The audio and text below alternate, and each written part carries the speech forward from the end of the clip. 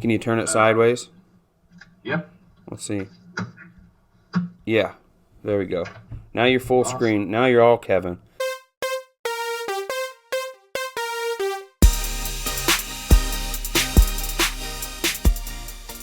Hey everybody, and welcome. This is Blacktop Banter again, and I'm joined by Kevin Allford from the Asphalt Sealcoating Coalition. First and foremost, I'm going to give a shout out right away. This is to Jesse Stone at Stone Sealcoating, and he's out of Burkton Station, Ontario, Canada. So Kevin, we already got listeners international, which is kind of crazy, bro. It don't take long, I guess.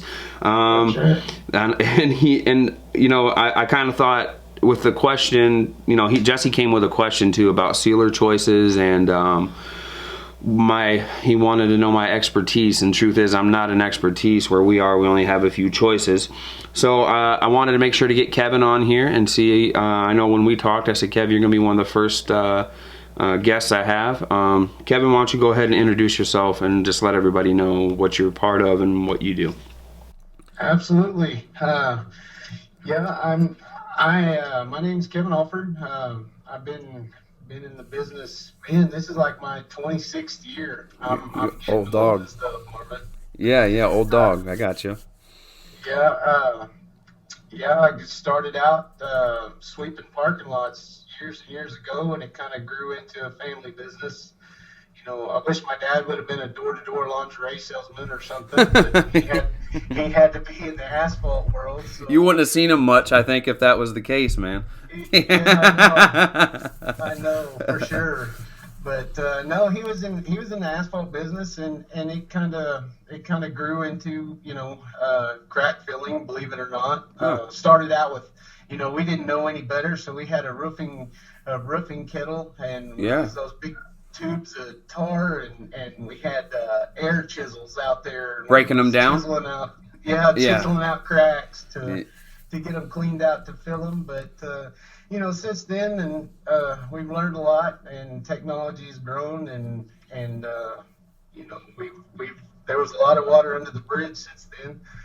Sure. But it kind of grew into one of those family, you can't always get along with family things, you know. So it was a good thing. It was a mutual thing. We just kind of went some separate ways, and I decided to, you know, further my career.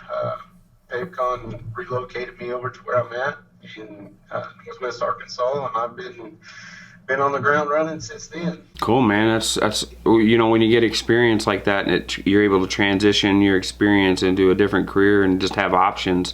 You know, that's a good thing. A lot of young guys out there are getting experience trying to do their thing and just start out or whatever, and you know, maybe if they can't make it as an entrepreneur, at least they're getting the experience that they can go on to do something else, or be a foreman, or do whatever. Or maybe they just don't want to do the entrepreneur thing. It's a lot of stress, darn it. You know, I know that for Pete's sake.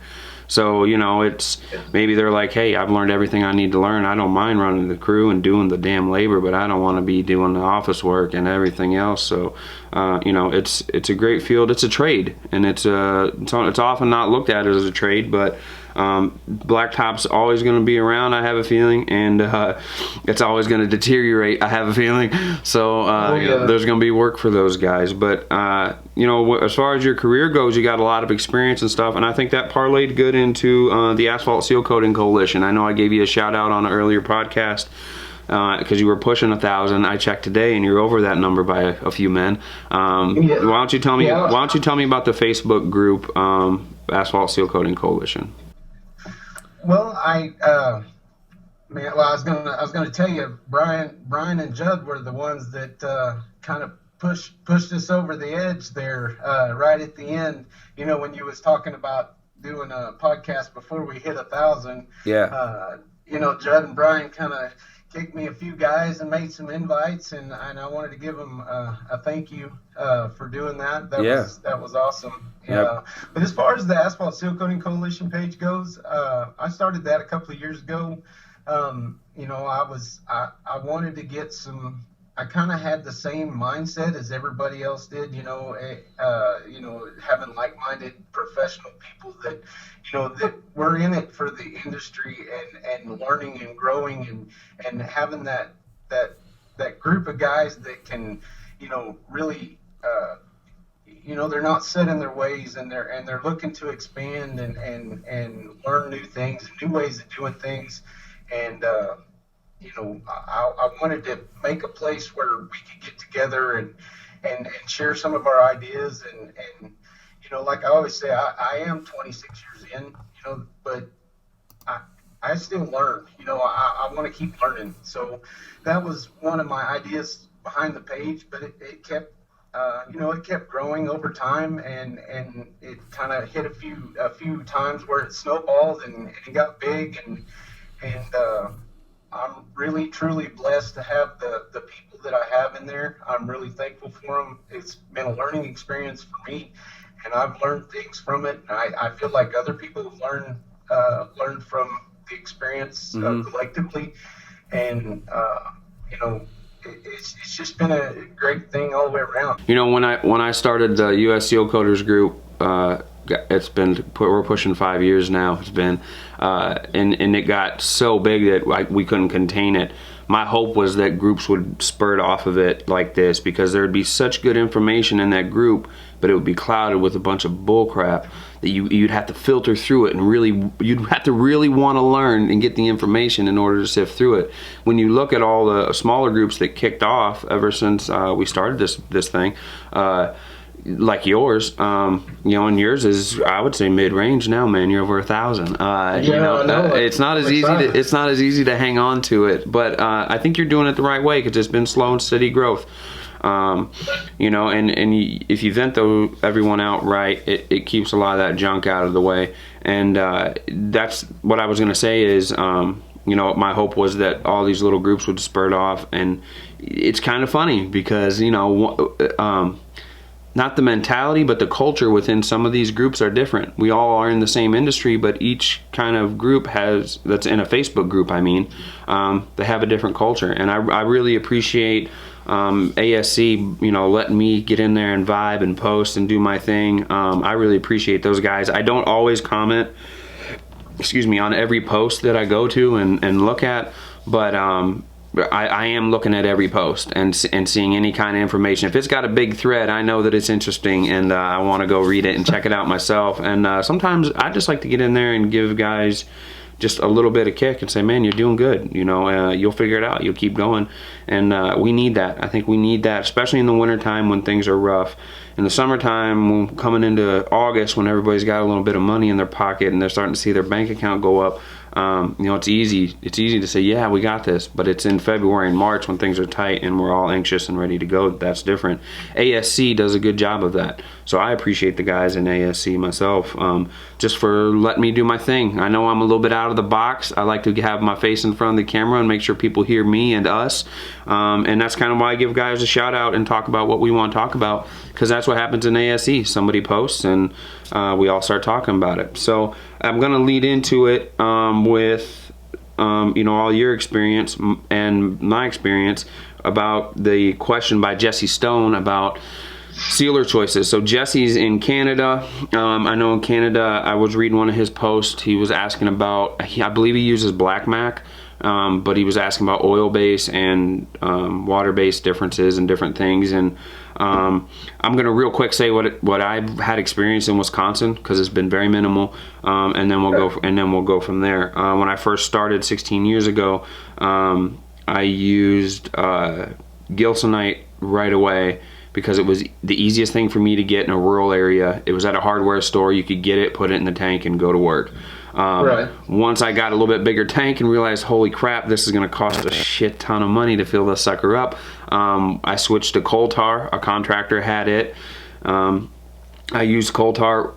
Gilsonite, obviously oil-based, has been banned spraying at all in Wisconsin because of DNR and runoff materials. Same thing with coal tar. It's not completely banned yet, but it is on the floor. The legislation's going through for a statewide ban. Green Bay has banned it. Milwaukee has banned it. Madison has banned it.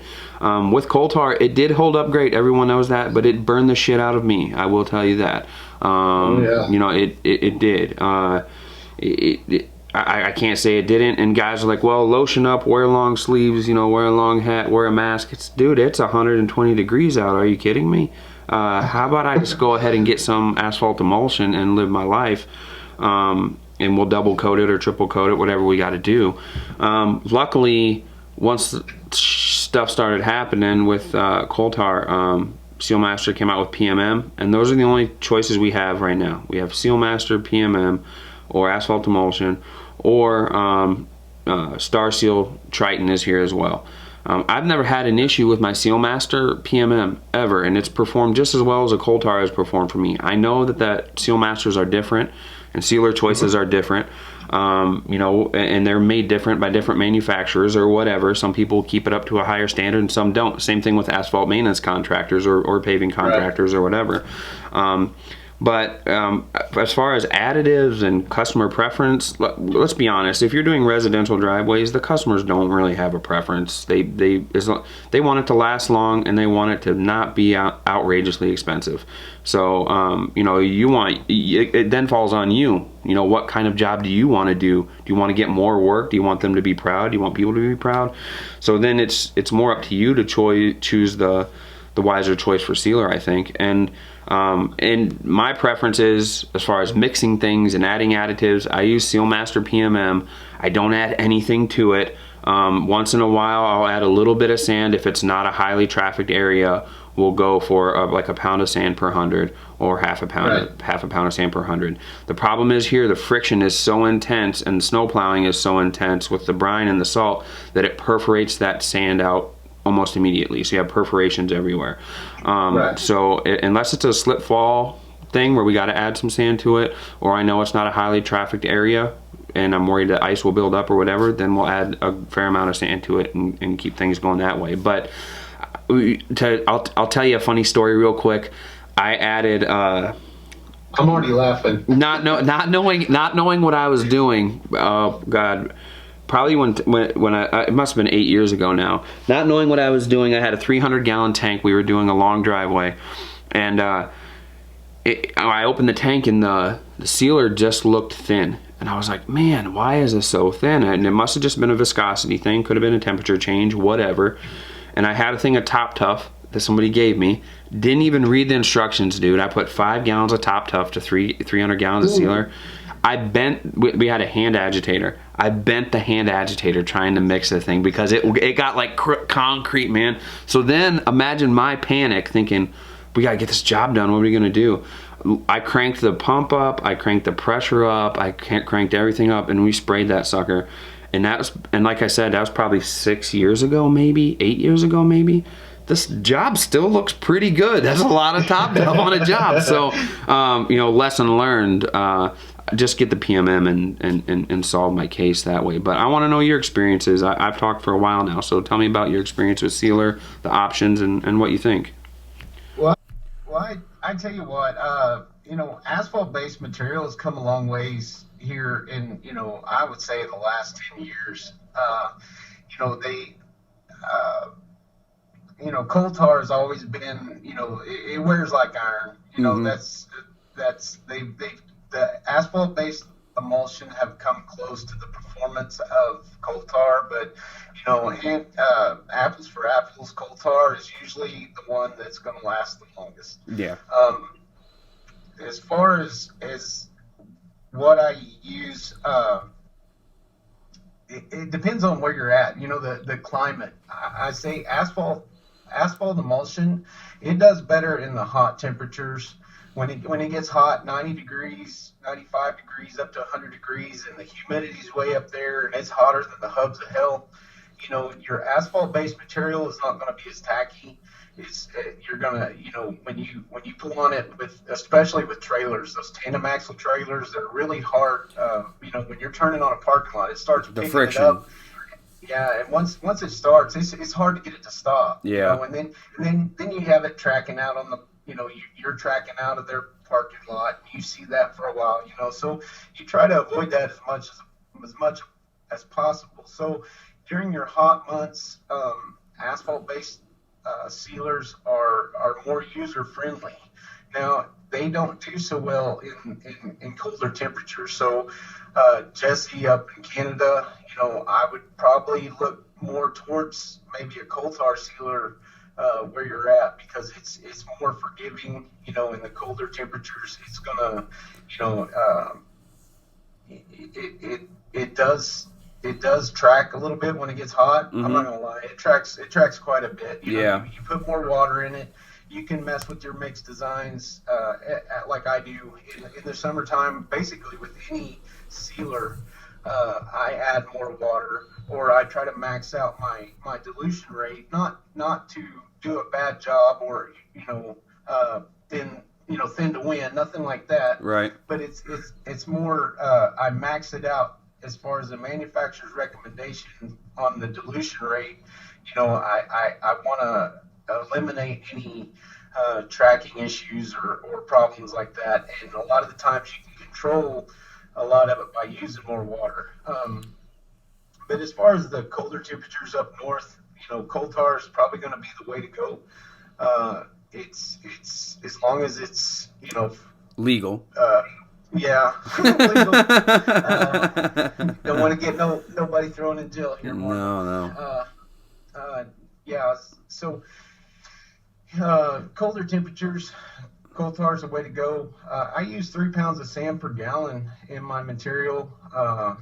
You know, I'm a firm believer in Diamond Shield. Yeah. I don't know if you've no, we don't have that option, man. We have, so you have Star Seal or Seal Master, or there is Pitch Black here, but they're kind of young yet as far as who owns them, and it's changed hands a little bit. So I haven't went that route yet because I want to see what's going to happen for a couple of years. I did use the Triton last year. I went and bought a tank just so we could use it and stuff, and it worked fine. It moved fine. It was foamy a little bit, which was hard for me to kind of wrap my brain around. I wanted to make sure it was covering and doing what it should, but I went back and looked at them and they look fine. So Triton's good, but I'm a firm believer in if it ain't broke, don't fix it. And right now our PMM is not broke, and so we're not going to fix it, and our customers are used to it. But I was kind of ask you, excuse me, about penetrating sealers, because I know the boy was asking, Jesse was asking about those things. That's where you're probably getting in a little bit out of my wheelhouse. I haven't had a lot of experience with penetrating sealers. Yeah, me either. So I'm a little bit at loss. In fact, I do have a job that's specking out a penetrating sealer. Yeah. Yeah. So I'm going to the free bid and see what that's all about. That's a good bid. That's a good idea, man. That's what it takes, is a little bit of extra stuff like that just to get educated. You know, I had a call the other day from a guy that was trying to sell me soybean sealer, and it was just like, dude, I'll take a look at whatever you got. I want to see it. I want to know what it is. So if I get it, we'll talk about it, guys. We'll talk about it. But you know, it's interesting, and I think, you know, I never really minded the oil-based sealer. I liked it. If it wasn't cut real thin, it didn't deteriorate the asphalt, and if it was a gray old piece of asphalt, it really did help a little bit. You know, so if the boy, if Jesse, I keep saying the boy, I don't even know how old Jesse is, but I'm calling him a boy. I just feel like I've been in it so long now. That's what I'm talking about. I'll call him the boy, you call him the baby. That's how we'll do it. You know, if he's got it at his disposal, you know, some customers like that shiny effect, you know, of their sealer, I imagine. It's just, for me, we went beyond that. We're beyond those days. We're beyond those times. Let's work with asphalt emulsion and get it absolutely the best product on the planet, because it's going to go that way anyways. You can't start legislation to ban coal tar in half of America and then reprimand all of it. You know, the tide's gonna come in eventually, and I'm really glad, like you were saying, Diamond Shield. Why don't you tell us about it? Because you know, it's similar to their top product. Same thing with Naira's Force has a great product out there from what I hear, but I don't know it. But you know, guys that use it tell me that it is. So tell me about your experience with your sealers. Right now I'm using Black Diamond from Gym Seal, and you know, they say that it has 95% the performance of coal tar, and I believe it. You know, it's been some really good stuff, and I don't have that burn, and I don't have the tracking issues, you know, during the summertime. Right. And so far, it seems to be pretty good in the cooler temperatures. So that's where I've kind of gravitated towards. You know, as far as the Diamond Shield goes, that stuff, I've been using it for probably 15 years now, Marvin. It's in a league all of its own. Really? Yeah, it takes some time to kind of see the benefits of it, but it works on a chemical level. It's not a viscosity builder, so that's where a lot of the contractors lose interest in it because it doesn't give you that thickness Right. because they like to push the water issue and then they want that viscosity back and it's just not there. Yeah. But when you use Diamond Shield, in fact, I encourage everybody to go look at it's diamondshield.com. And there's a video in there, and it kind of tells all the stuff that it does on that video. And I can attest to that video. Everything that it says it does on there, it really does do that. Huh. And it'll talk about some of the stuff like chemically suspending the sand. It's not how thick your sealer is to suspend the sand. It's on a chemical level. How it's bonded. And it lubricates the pumps, lubricates the plumbing. I have a lot less filter issues. That sandbar at the bottom of your tank, throughout the year you see a buildup of sand on the bottom. Oh yeah. It's just not there. It disappears. And the buildup on the outside of the tank, the cleanup at the end of the year is so much less. Huh. Where I would take a day and a half to clean my tank out, now I'm doing it in 3 hours. Really? So it's what about it's some really what about cutting in and stuff like that? How does it function if it looks? From what I'm gathering, you're telling me it's a little bit thinner than what we would expect from other stuff. How is it with cutting in, or do you guys trim board? How do you cut in with brushes? What do you usually do? We cut in with brushes, and when I say a little bit thinner, it's not that that thick peanut butter, right? Kind of latex. Yeah. It doesn't run like a liquid or a water, right? So it's kind of it winds up being about how sealer should be, but it's a little bit thinner than what a person would be used to as far as latex. That makes sense. So yeah, and I think a lot of the times when guys they do go on the upper end of their dilution rates from the manufacturer, and then they put in Diamond Shield, they're like, man, this is water. It's not. It's just not as thick as they're used to. So I've never had any issues with it as far as cutting in. That's good. And by cutting in, I think we should define cutting in means getting your edges done first. So whether you cut in with a brush or a trim board and run it along and spray yourself out 4 or 5 feet, or you go with a brush and brush along your edges 4 or 5 feet to get yourself out there. I go far. I go 4 or 5 feet. I'm too scared, man. I've seen clogs come at the end of the tip and it spray up on concrete and sidewalks, and I lose my mind. So I go out pretty far. Sometimes guys would come by me and probably say, dude, are you just going to broom the whole damn thing because you've already trimmed out 12 feet, but that's the way I am. But I know some guys don't know new guys don't know what cutting in is, but yeah, that would be the definition. Edging or cutting in.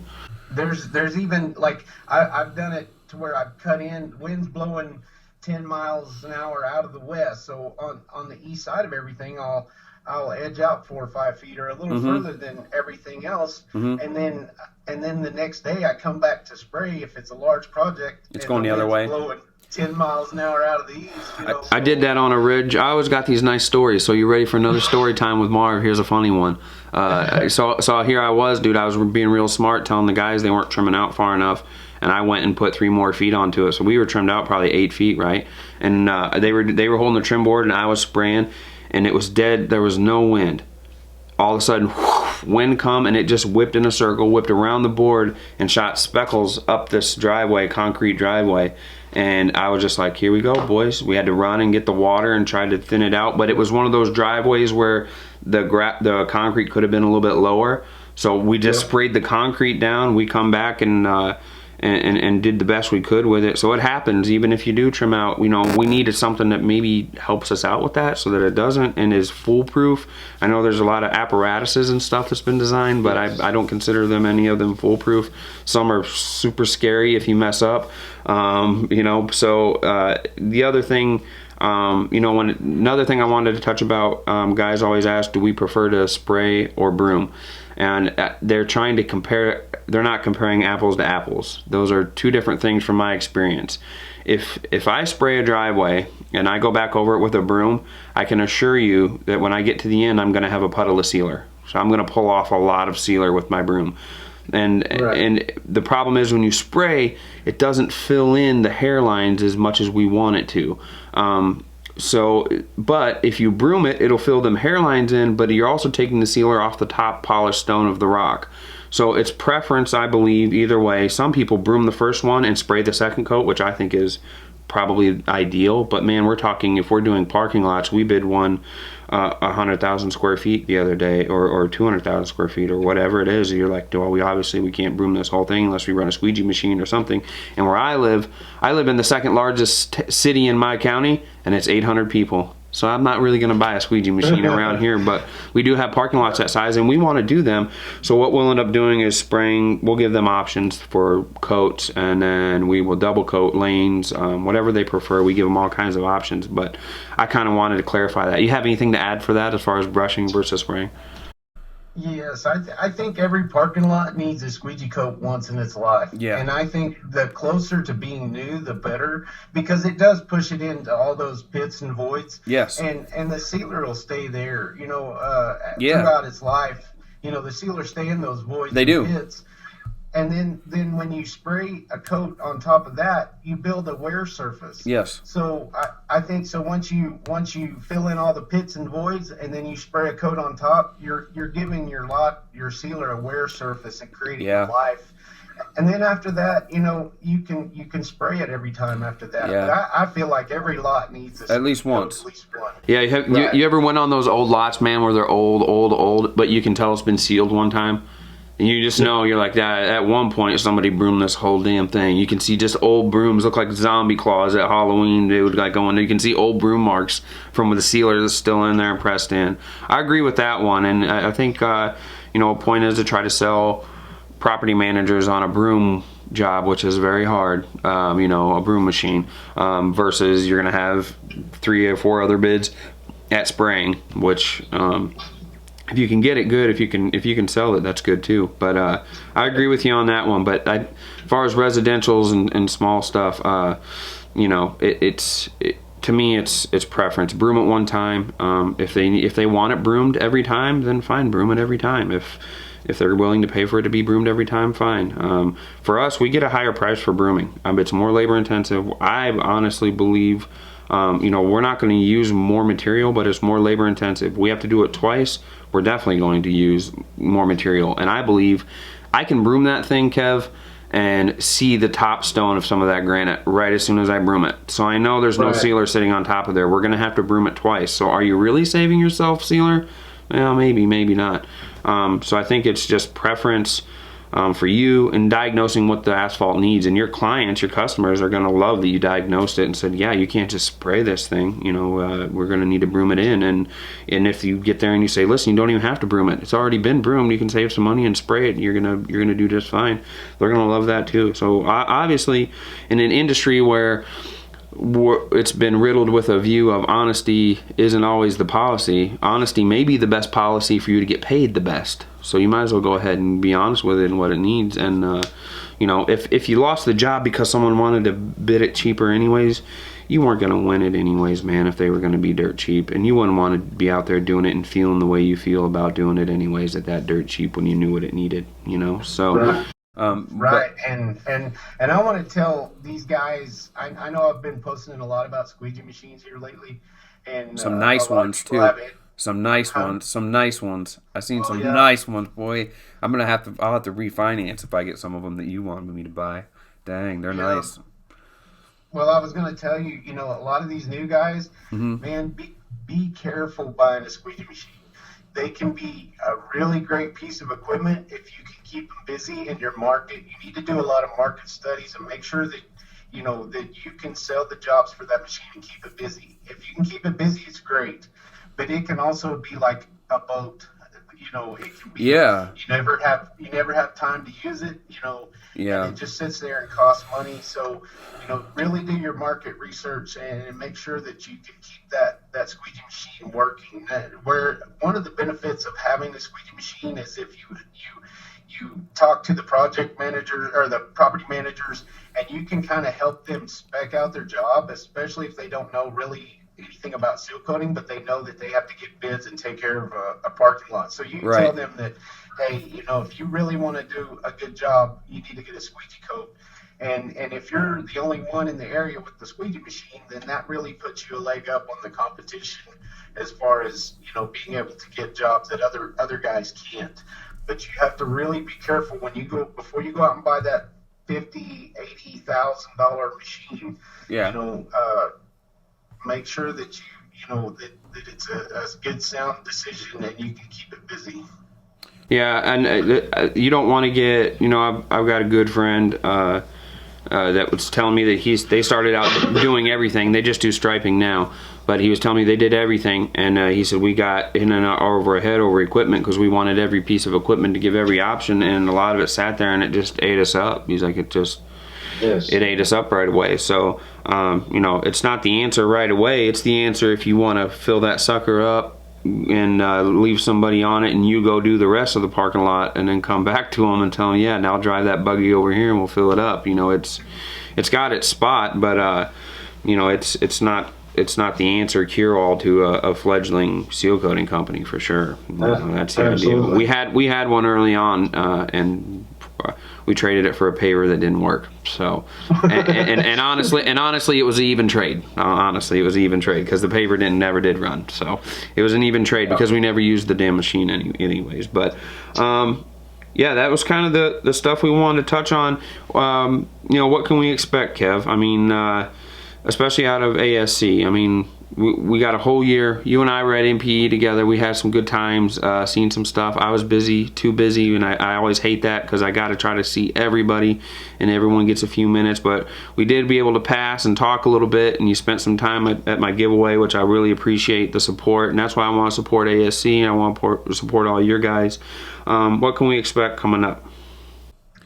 Well, I think I'm an out of the box thinker. Mm-hmm. I always try to be, you know, and I think to avoid getting what we've always got, we've got to do something different. And you know, I'm going to put some effort into, you know, trying to keep that group something new, something, you know, something that you can't find just anywhere.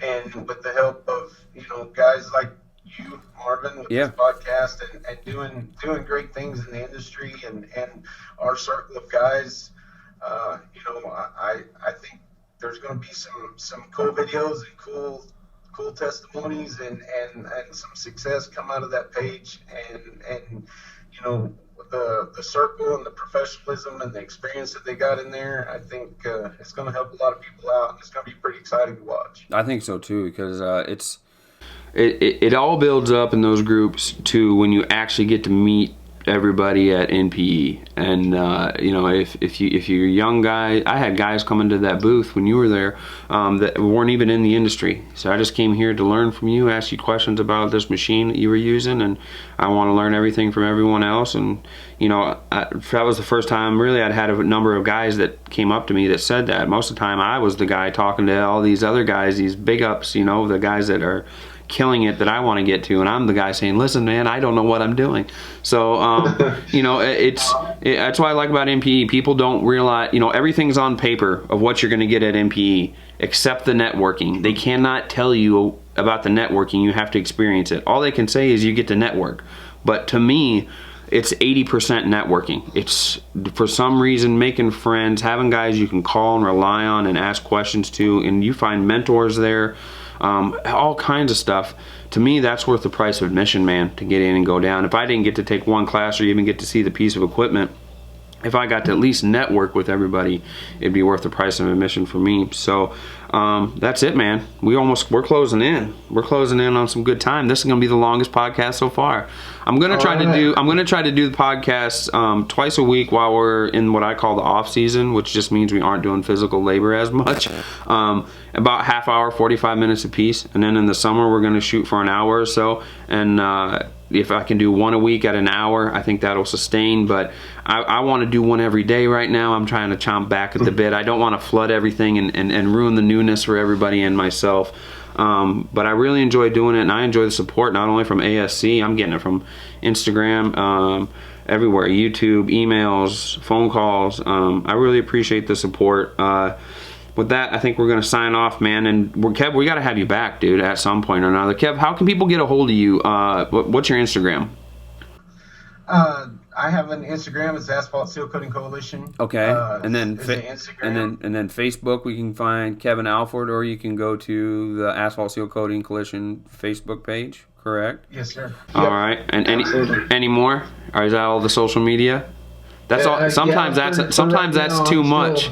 Sometimes that's too much, but you got to be on Instagram, man. The contractors on Instagram, some of them aren't on Facebook, and then the ones that are on Facebook ain't on Instagram, but there's big things happening in both worlds. So I'm glad they're both owned by the same company, because it helps us tie them together fairly well, you know. But yeah. Cool. All right, Kev, I appreciate it, man. We're gonna have to have you back at some point, so hopefully before MPE. What you got anything else to say? Well, I just wanted to thank you, Marvin. You've done some great things, and you've been a pioneer for a lot of this social media stuff to happen. And man, we owe a lot to you. Hey, no worries, man. Blaze the trails to be able to make this happen. So, you know, I've been watching a lot of people for a long time, and you know, so I wanted to say thank you, Marvin, for, you know, the podcast and you know, these social media pages that you created that has basically made all this happen, you know. So thank you. Hey, man, no worries. Someone had to get in front of the camera, and you might as well have a crooked nose and some brown skin and a bald head, and that way it makes everyone else feel good about themselves. So I like it. Thanks for being on, man. Till next time. This is Blacktop Banter. You know, we want you to seal it, stripe it, and pave it. Peace.